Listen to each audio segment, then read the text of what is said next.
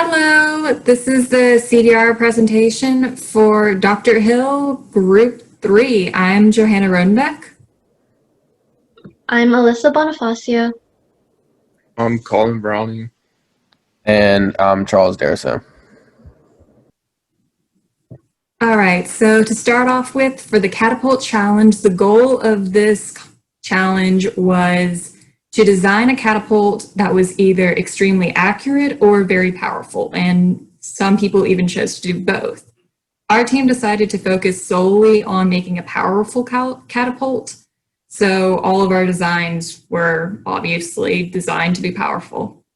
Some requirements of the competition were that all expenses had to be under $10 and all the materials we had to use had to be purchased from a given list of supplies.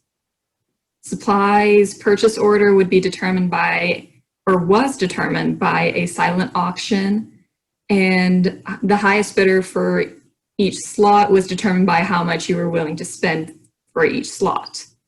Supply purchasing order also included an economic event. This economic event was intended to have a negative outcome on all groups, and each class had a separate economic event.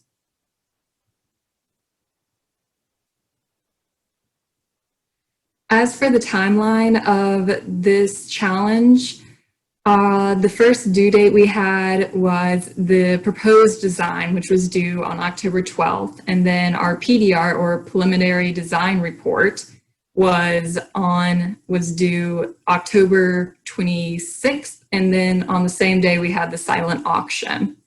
Then 2 days later, we purchased our supplies and we had our economic event revealed. And about a week or so after that, on November 6th, we presented our selected design test plan. And 3 days later, on November 9th, our demo video was due. And then November 16th was the actual competition date. And along with the competition, we also prepared a demo video, and we had to do peer evaluations on those. And finally, on November 30th, is the CDR was due, and our PowerPoint presentation, which is what we are doing now, is due. As for project specifications, the catapult had to be able to be constructed in under 30 minutes because that was the limited amount of time that we were given to build the catapult on the day of competition. It also had to be able to launch a gopher, which is a small piece of candy. And one aspect of the competition is that in the power competition, where the gobstopper initially lands is where it is counted. So no bouncing or rolls would be counted in the distance.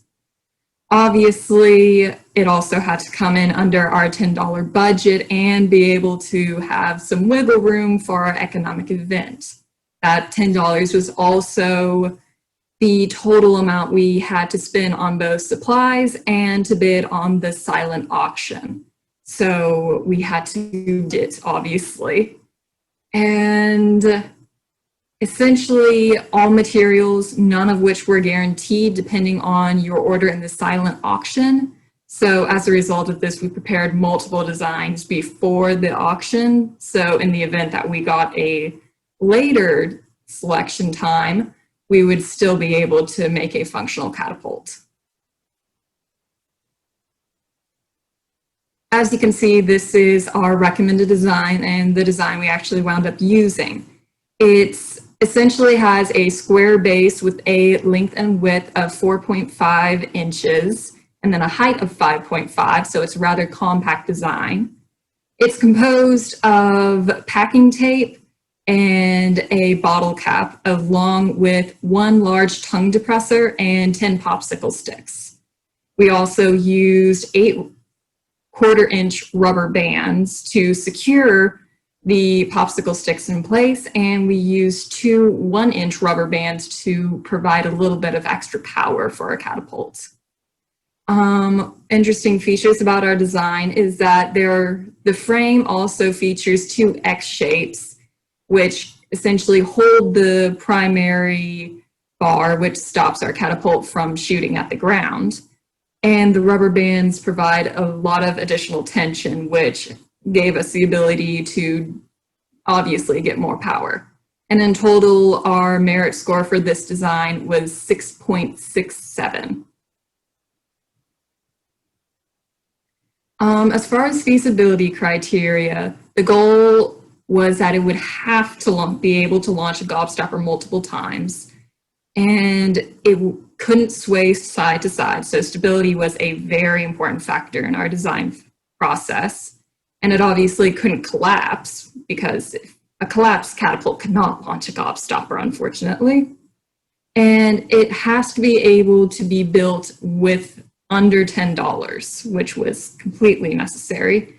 And the projectile must be able to release the gobstopper. Excuse me, I meant to say the catapult needs to be able to release the gobstopper with ease and not have it stuck inside, so we would have all the power we would need. And obviously our design went through and was successful in completing all the feasibility criteria.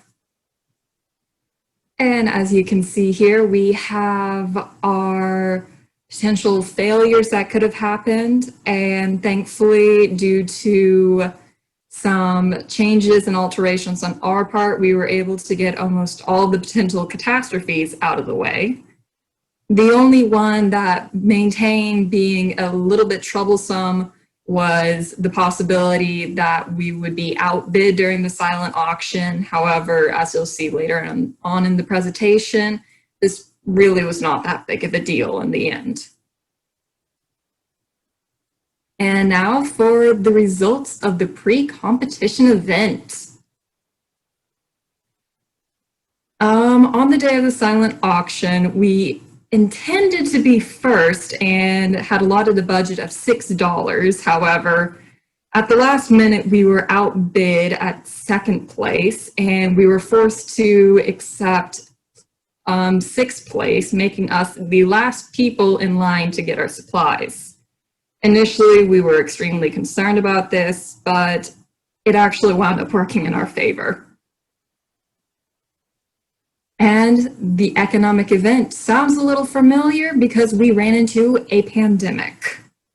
The pandemic event was that all teams' budgets would be reduced by 25%.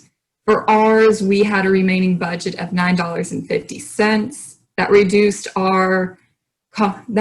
our available funds to $7.13.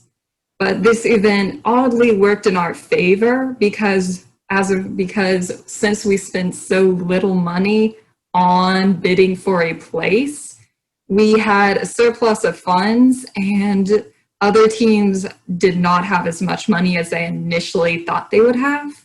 So other teams could not buy as much, which worked in our favor. And as you can see, we have a table set up of all the supplies we purchased. We didn't use all these in the design, but due to the fact that we did have extra money, we aimed to buy as much as we could. In the event that something broke or snapped, we would be able to fix it, and we would still have time to alter our design. And our preliminary testing results. Each test we ran multiple times, and each test was designed with a specific objective in mind. For the first test, our multiple launch test, the goal was to see whether or not our catapult could survive launching a gobstopper numerous times in a row like it would have to in the competition. Our results were that everything worked fairly well. There was no catastrophic failure for this test, so we called it a pass. And the second test was the 15 feet flight distance. We determined 15 feet to be rather reasonable for our design. And we actually surprised ourselves and wound up doubling the minimum that we could launch, ranging anywhere from 30 feet all the way up to 38.5 feet.